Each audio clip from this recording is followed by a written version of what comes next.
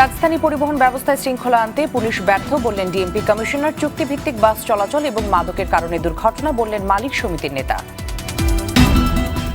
সিরাজগঞ্জে covered van চাপায় college ছাত্রের মৃত্যু। নরসিংদীতে সপ্তম শ্রেণীর ছাত্র এবং খুলনায় প্রথম শ্রেণীর শিক্ষার্থী নিহত। রাঙ্গামাটির হামলার ঘটনাস্থল পরিদর্শন তদন্ত প্রতিনিধি দলের। অস্ত্র নিয়ন্ত্রণ না করা গেলে পাহাড়ে আরও রক্ত ঝরতে পারে, শঙ্কা নিরাপত্তা বিশ্লেষকের।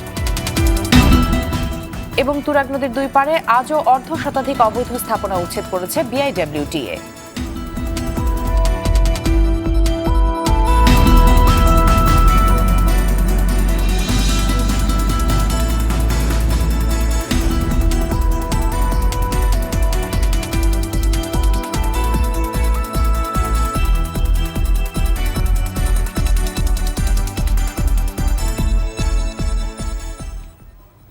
আসসালামু আলাইকুম, স্বাগত জানাচ্ছি আরটিভির দুপুরের সংবাদে। শুনছিলেন মার্কেন্টাইল ব্যাংক সংবাদ শিরোনাম। পুরো সংবাদে আপনাদের সাথে আছি আমি পারভিন মিতু।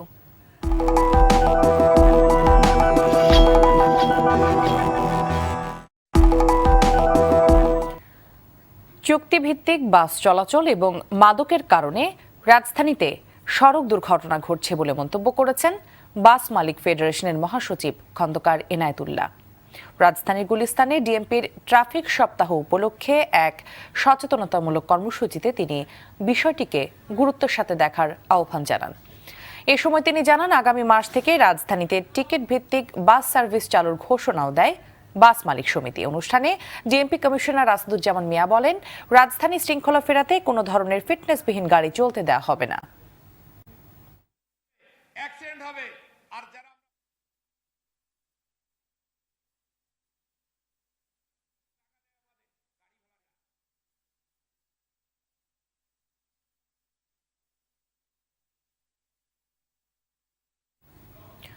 সিরাজগঞ্জের সায়দাবাদে গতকাল হানি পরিবহনের দুটি বাসের মুখোমুখি সংঘর্ষে 3 জনের মৃত্যু ঘটনার পর আজ আবারও জেলার ভদ্রাঘাট এলাকায় কাভার্ড ভ্যান চাপায় আরও একজনের মৃত্যু হয়েছে। সকাল 9টার দিকে দুর্ঘটনা ঘটে। স্থানীয়রা জানায়, সকালে সিরাজগঞ্জের ভদ্রাঘাট এলাকায় একটি দ্রুতগামীর কাভার্ড ভ্যান হৃদয় শেখ নামে এক কলেজ ছাত্রকে চাপা দিলে ঘটনাস্থলে তার মৃত্যু হয়। এ সময় বিক্ষুব্ধ শিক্ষার্থীরা কাভার্ড ভ্যানটিতে আগুন দেয় এবং সড়ক অবরোধ করে বিক্ষোভ করে। এছাড়াও কাভার্ড ভ্যান চাপায় নরসিংদীর রায়পুরায় সপ্তম শ্রেণীর এক ছাত্র এবং খুলনা রূপসার আনন্দনগরে প্রথম শ্রেণীর আরও এক শিক্ষার্থীর মৃত্যু হয়েছে। এই রাস্তাটা যে হয়েছে তারপরে কোনো নাই, মানে রাস্তায় পরিমাণ গাড়ি ব্রেকই পারে আমার তাদের কোনো নাই, বেপরোয়াভাবে কোনো ব্রেক নাই, কোনো কিছু নাই। আমরা চাচ্ছি যে এখানে 1-2টা যদি স্পিকার বিট দেওয়া যায় তাহলে এই বাজারটা এবং স্কুলের ছাত্রছাত্রীরা কিছুটা হলেও তারা নিরাপদ পাবে আর কি। দর্শক, সিরাজগঞ্জের সয়দাবাদ ও ভদ্রাঘাট এলাকার সড়ক দুর্ঘটনার খবর জানাতে আমাদের সঙ্গে সরাসরি যুক্ত হচ্ছেন সহকর্মী সুকান্ত সেন। সুকান্ত, সয়দাবাদ ও ভদ্রঘাট কি দুর্ঘটনা প্রবণ এলাকায়, আর দুর্ঘটনায় হতাহতদের সম্পর্কে আমাদেরকে জানান।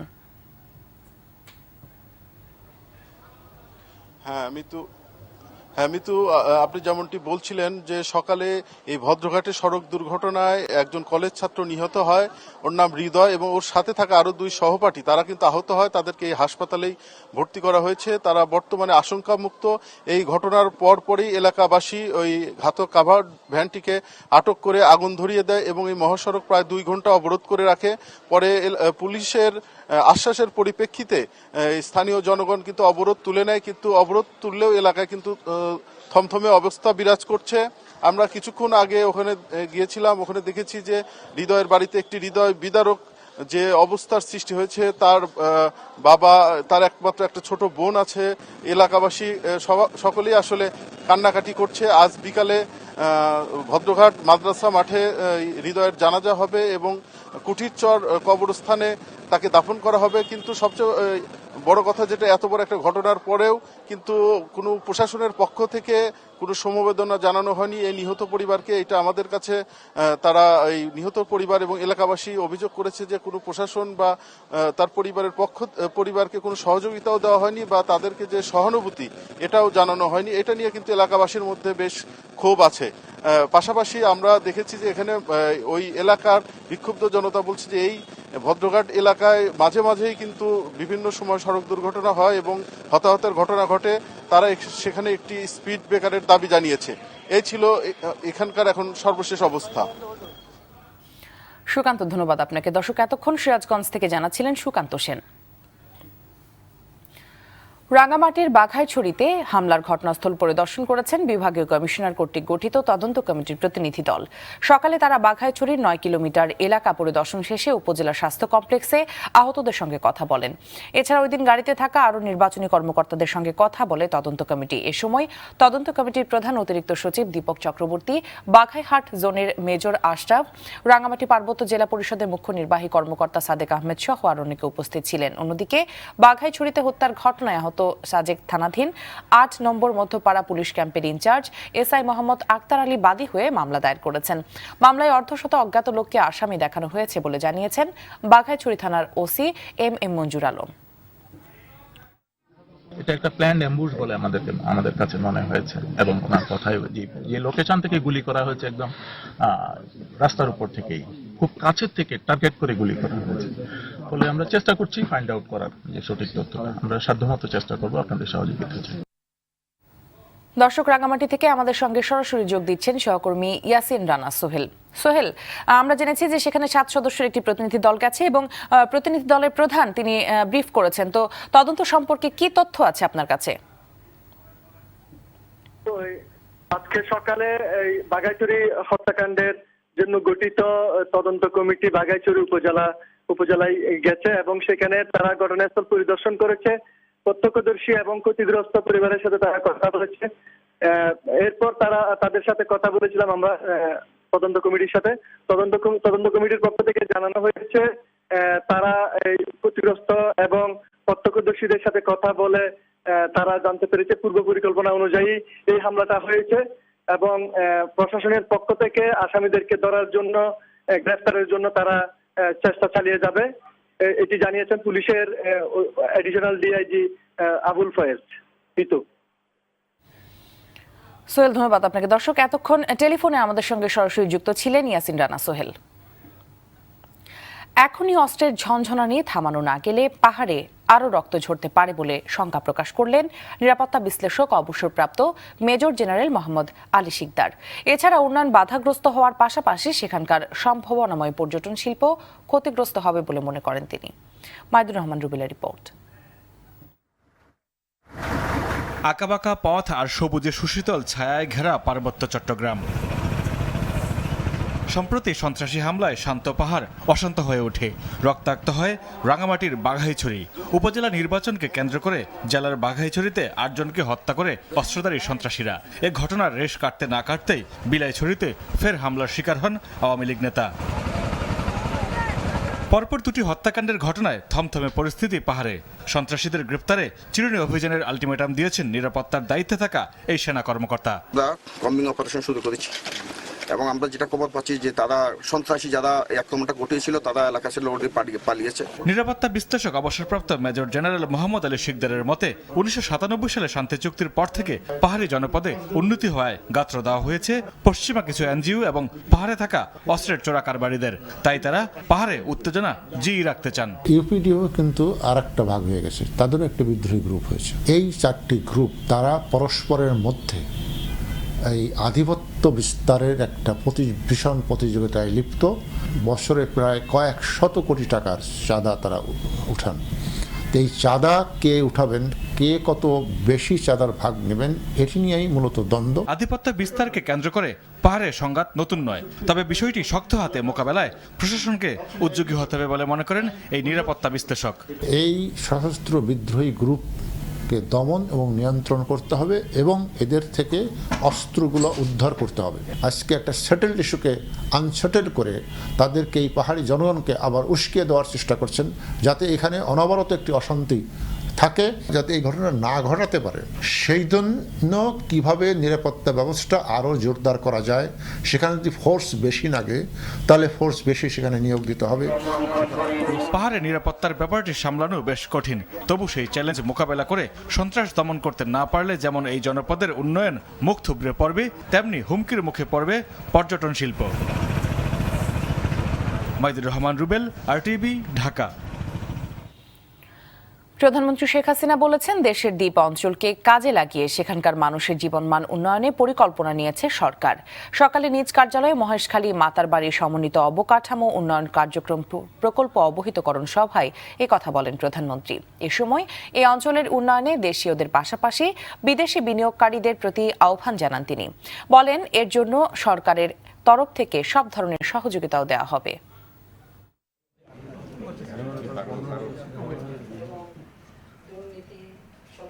মহেশখালীর যে বিশাল চর অঞ্চল জেগে উঠেছে, সেখানে আমরা রীতিমতো এখানে একটা কয়লা ভিত্তিক বিদ্যুৎ কেন্দ্র, সেখানে এলএনজি টার্মিনাল থেকে শুরু করে একটা বিদ্যুতে উৎপাদনের একটা হাব তৈরি করা, এই ধরনের অনেকগুলি কর্মসূচি আমরা হাতে নিয়েছি, যার মধ্য দিয়ে সেই সাথে কক্সবাজারে আমরা সেখানে মেরিন ড্রাইভ করেছি, আর ওখানেও আমরা বিশেষ অর্থনৈতিক অঞ্চল গড়ে তুলে সেই সব জায়গায় যেন মানুষের আর্থসামাজিক উন্নতির কিছু কাজ হয়, সে কাজগুলি আমরা করতে যাচ্ছি। যান্ত্রিক ত্রুটির কারণে আজ বসানো হচ্ছে না পদ্মা সেতুর নবম স্প্যান। আগামীকাল সকাল থেকে আবারও স্প্যানটি বসানোর চেষ্টা চালানো হবে বলে জানিয়েছেন সেতুর প্রধান প্রকৌশলী হুমায়ুন কবির। এর আগে আজ সকাল 10টার দিকে স্প্যানটি বসানোর চেষ্টা চালানো হলে যান্ত্রিক ত্রুটি দেখা দেয় তা বন্ধ করে দেওয়া হয়। পদ্মা নদীর জাজিরা অংশে নবম স্প্যানটি বসানোর উদ্দেশ্যে গতকাল সকাল 8টার দিকে মাওয়া কুমারভোগ কনস্ট্রাকশন ইয়ার্ড থেকে জাজিরায় নেওয়া হয় স্প্যানটি। জাজিরা প্রান্তে 34 ও 35 নম্বর পিলারের উপর ধূসর রঙের স্প্যানটি বসানোর কথা রয়েছে। এতে দৃশ্যমান হবে সেতুর 1350 মিটার।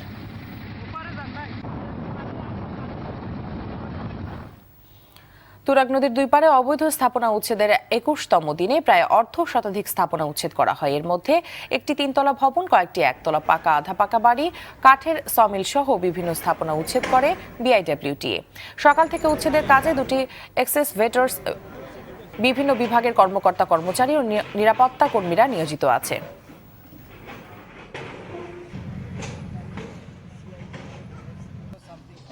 হ্যাঁ, আজকে আরো 2600 ক্রস করব। আগে যখন উচ্ছেদ অভিযান করে গেলাম তখনও তো এগুলো উচ্ছেদ করা হয়েছিল। আমরা হয়তো ওয়ালটা ভেঙে দিয়ে গেছিলাম, আমরা ছাদ ভাঙি নাই, আমরা ভীম ভাঙি নাই, কিন্তু হ্যাঁ সময় দেন সরিয়ে নিব। সেখানে তারা কিন্তু আবার এসে দেখছি তারা কিন্তু পুনর্নির্মাণ করে ফেলেছে। সেহেতু আমরা বারবার ওই যে আদালতের ভাষায় কারামাছির খেলা, এই খেলা আমরা আর খেলতে চাই না। দর্শক, তুরাগতীরে আছেন আমাদের সহকর্মী শাহাবুদ্দিন শিহাব, সেখান থেকে সরাসরি যুক্ত হচ্ছেন তিনি। শিহাব, এখন পর্যন্ত কতগুলো অবৈধ স্থাপনা উচ্ছেদ করা হয়েছে এবং আর কতক্ষণ পর্যন্ত চলতে পারে আজকের উদ্ধার অবৈধ স্থাপনা কার্যক্রম?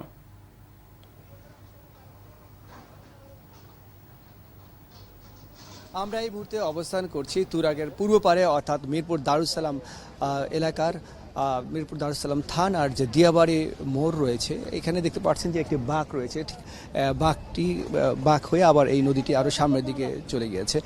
তো সকাল থেকে এই এলাকায় উচ্ছেদ অভিযান অব্যাহত আছে এবং সকাল থেকেই এখানে আসলে তুরাগের যে পূর্ব পাড়টি রয়েছে সে এলাকায় উচ্ছেদ অভিযান অব্যাহত আছে। প্রায় এখনও পর্যন্ত প্রায় 60-70টির চোখে বেশি অবৈধ স্থাপনা উচ্ছেদ করা হয়। এর মধ্যে 3তলা বিল্ডিং, 2তলা বাড়ি এবং 1তলা অসংখ্য বিল্ডিং রয়েছে এবং আধা পাকা ঘর রয়েছে। এর পাশাপাশি আমরা দেখেছি যে সমিল এবং ইটের গুদাম বড় রয়েছে। ঠিক তার উল্টো পাশে রয়েছে সাভার থানার কাউন্দি গ্রামে। এই সারাদিনই উচ্ছেদ অভিযান অব্যাহত থাকবে। একটি বিষয় আপনি জানেন যে এই যে উচ্ছেদ অভিযান চলছে, আজকে হচ্ছে 21তম দিন। এখনও পর্যন্ত প্রায় 2,500-এরও বেশি অবৈধ স্থাপনা উচ্ছেদ করা হয় এবং প্রায় 57 একর জমি আসলে অবমুক্ত করেছে বিআইডব্লিউটিএ। এবং এই শুধুমাত্র এই নদী যে উচ্ছেদ করলো তা না, এই উচ্ছেদ করার পর উচ্ছেদকৃত এই যে জায়গা দেখতে পাচ্ছেন বা যে জায়গাগুলো উচ্ছেদ করা হচ্ছে, এগুলো আসলে ধরে রাখার জন্য এবং এই জায়গাগুলোতে ওয়াকওয়ে নির্মাণ করা হবে, সৌন্দর্য বর্ধনের জন্য গাছ বা বনায়ন করা হবে বা বিভিন্ন ধরনের বসার বেঞ্চও করা হবে। অর্থাৎ ঢাকার চতুর্পাশের যে নদীগুলো রয়েছে, নদীগুলো চারপাশে আসলে মানুষ যাতে আসলে বিষয়গুলো এই নদীর পাশে এসে মানুষকে যাতে ভাল লাগে বা একটা বিনোদন কেন্দ্র বা একটি হাঁটার বা ব্যায়াম করার সুন্দর একটি জায়গা হয়, সেই ধরনের সব ধরনের ব্যবস্থা গ্রহণ করা হচ্ছে। ইতিমধ্যে আসলে বিআরডব্লিউটির এই উন্নয়ন কাজ চালিয়ে নেওয়ার জন্য কাজ করার জন্য সরকারের পক্ষ থেকে 850 কোটি টাকা পাস হয়ে গেছে। বিআইডব্লিউটি এর কর্মকর্তারা আমাদের জানিয়েছেন যে কামরাঙ্গীরচর এলাকায় অলরেডি কাজকর্ম শুরু হয়েছে। শীঘ্রই তারা এই কাজগুলো আপনারা সকলে দৃশ্যমান দেখতে পাবেন। এবং শুধুমাত্র এই যে এখানে ওয়াকওয়ে নির্মাণ করা হবে তা না, এখানে আসলে এর পরবর্তীতে এই নদীর যে পানি রয়েছে এগুলো আসলে দূষণমুক্ত করার জন্য যে ধরনের ব্যবস্থাগুলো নেওয়া দরকার সব ব্যবস্থা নেওয়া হবে। এবং বিএডব্লিউটি কর্মকর্তারা আমাদের জানিয়েছেন যে তাদের এই উন্নয়ন কর্মকাণ্ডের সাথে সক্রিয় রয়েছে অন্যান্য মন্ত্রণালয়, অর্থাৎ পরিবেশ, শিল্প, রাজউক, সিটি কর্পোরেশন, জেলা প্রশাসন, ওয়াসা। বলতে গেলে এই পানিগুলো আসলে আপনি খুব ভালো করেই জানেন যে এগুলো আসলে শিল্প বর্জ্য, শিল্প প্রতিষ্ঠানের এবং যে ঢাকা শহরের যে আবাসিক বর্জ্যগুলো রয়েছে সবগুলো পানি এই ঢাকা শহর চতুর্দিকে 4টি যে নদী রয়েছে নদীগুলোতে পড়ছে এবং সেই পানিগুলো আসলে কোনো রকমভাবে পরিশোধিত হচ্ছে না। তো এই পরিশোধিত করে যাতে এই পানিগুলো এই নদীতে ফেলা হয় সেই বিষয়টি নিশ্চিত করা হবে। তা এই কারণটি হচ্ছে যাতে নদীকে যাতে আগের অবস্থায় নিয়ে আসা যায় এবং এই নদীর পানি যাতে। শিহাব, ধন্যবাদ আপনাকে। দর্শক, এতক্ষণ তুরাগ পাড় থেকে জানাচ্ছিলেন শাহাবুদ্দিন শিহাব। আমাদের সংগ্রাম চলবেই চলবেই, জনতার সংগ্রাম চলবেই, জনতার সংগ্রাম চলবেই। 21 মার্চ 1971 প্রেসিডেন্ট হাউসে ইয়াহিয়া খানের সঙ্গে প্রায় 90 মিনিট বৈঠক করেন বঙ্গবন্ধু। কিন্তু কোনো রকম সমঝোতা ছাড়াই শেষ হয় বৈঠক। এদিন 12 জন উপদেষ্টা নিয়ে কঠোর সামরিক পাহারায় ঢাকায় আসেন জুলফিকার আলী ভুট্টো। এদিকে সবার অগোচরে বাড়ানো হতে থাকে পাকিস্তান স্থল এবং নৌবাহিনীর শক্তি। ব্রিটিশ সরকারও এদিন বাংলাদেশে যাতায়াতের জন্য পাকিস্তানি বিমান ও জাহাজকে মালদ্বীপের ব্রিটিশ ঘাঁটি ব্যবহারের অনুমতি দেন। অন্যদিকে স্বাধীন বাংলাদেশ শ্রমিক সংগ্রাম পরিষদ 23 মার্চ থেকে পশ্চিম পাকিস্তানি পণ্য বর্জন সপ্তাহ পালনের কর্মসূচি দেয়।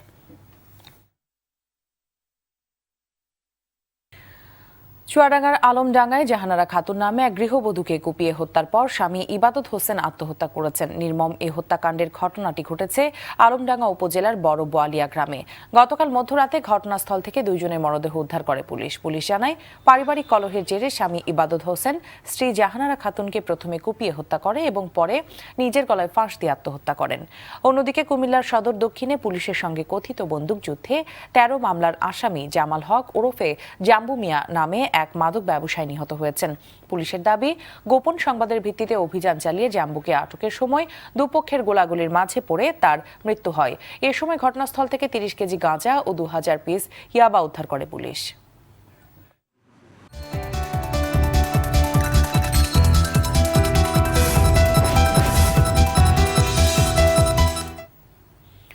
মধুমতি ব্যাংক বাণিজ্য সংবাদ। কুমিল্লার হোমনায় উদ্যোগ নেয়ার 24 ঘন্টার মধ্যে বিদ্যালয় প্রতিষ্ঠা করে সাড়া ফেলে দিয়েছে প্রশাসন। প্রান্তিক এলাকার শিশুদের কষ্ট লাঘবে জেলা প্রশাসনের নির্দেশনায় দৃষ্টান্ত স্থাপনকারী এ কাজ বাস্তবায়ন করেন হোমনা উপজেলার ইউএনও আসগর আলী। আবুল খায়েরের তথ্যচিত্র বিস্তারিত জানাচ্ছেন অভি ইসলাম। কুমিল্লার হোমনা উপজেলার দীর্ঘদিনের অবহেলিত গ্রাম তাতুয়াকান্দি। স্বাধীনতার পর 48 বছরেও গ্রামে যাওয়ার জন্য কোনো সড়ক নির্মিত হয়নি। গ্রামটিতে নেই কোনো প্রাথমিক বা মাধ্যমিক বিদ্যালয়।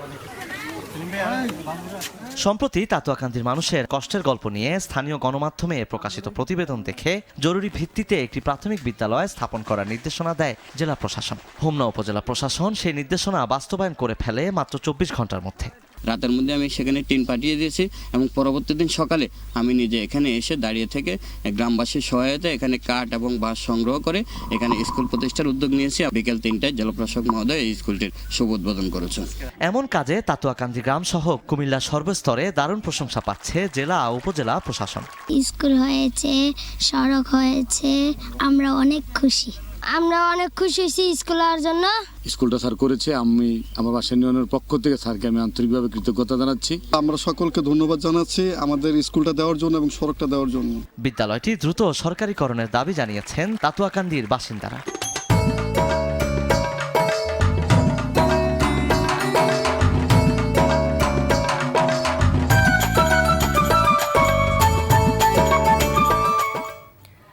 রাজধানী সহ জেলা শহরগুলোতেও ব্যাপক সাড়া জাগিয়েছে বেঙ্গল মাল্টিমিডিয়া প্রযোজিত চলচ্চিত্র যদি একদিন। ছোট বড় সব বয়সী মানুষের মন ছুঁয়ে গেছে ছবিটি। বহু বছর পর হলেও সিনেমা প্রেমীদের হলমুখী করেছে যদি একদিন। বিস্তারিত জানাচ্ছেন মাসুদ মোস্তাহিদ।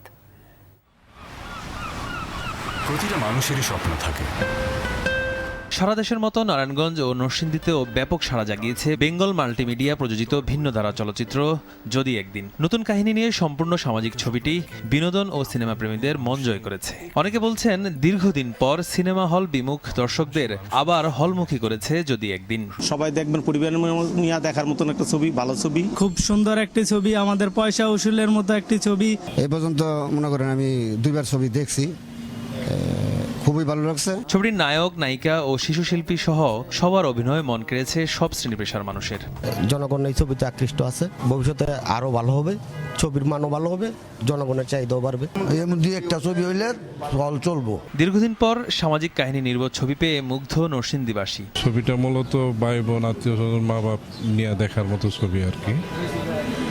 এটা বিনোদনী ছবি। যদি একদিন ছবিতে আসলে একটা ব্যতিক্রম একটা ছবি। পরিবার পরিজন নিয়ে হলে গিয়ে দেখার মতো এমন সামাজিক ছবি আরো বেশি মুক্তি পেলে রূপালী পর্দার জৌলস আবারও ফিরবে বলছেন নারায়ণগঞ্জবাসী।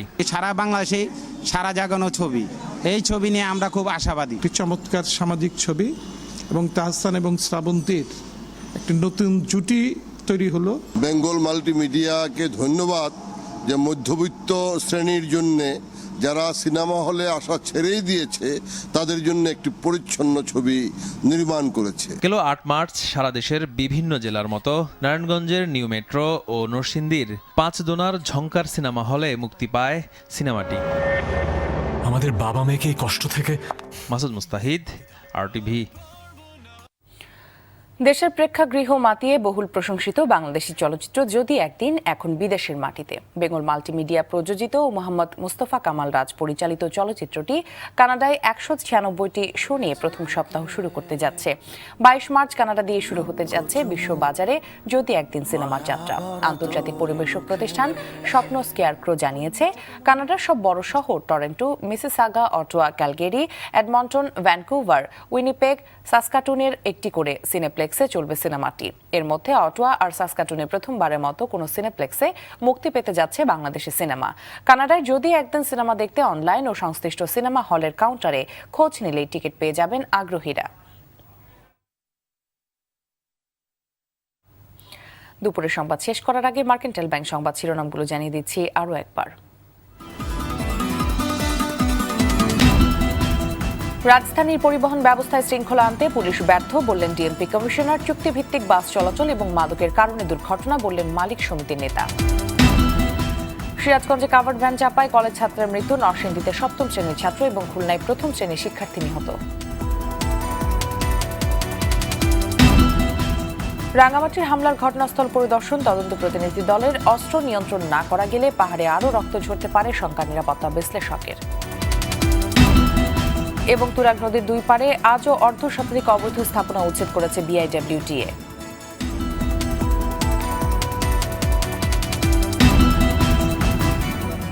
দুপুরের সংবাদ এ পর্যন্ত। RTVর সবশেষ সংবাদ জানতে যে কোনো মোবাইল ফোন থেকে 2414 নম্বরে ডায়াল করুন। আর মোবাইল ফোনের সংবাদ দেখতে অ্যাপ স্টোর, গুগল প্লে বা উইন্ডোজ স্টোর থেকে ডাউনলোড করুন RTV অ্যাপস। এছাড়াও তাৎক্ষণিক ও বিনোদন সংবাদ জানতে বিশ্বের যে কোনো প্রান্ত থেকে ভিজিট করুন facebook.com/RTV অনলাইন এবং youtube.com/RTV ডিজিটালস। ধন্যবাদ সবাইকে।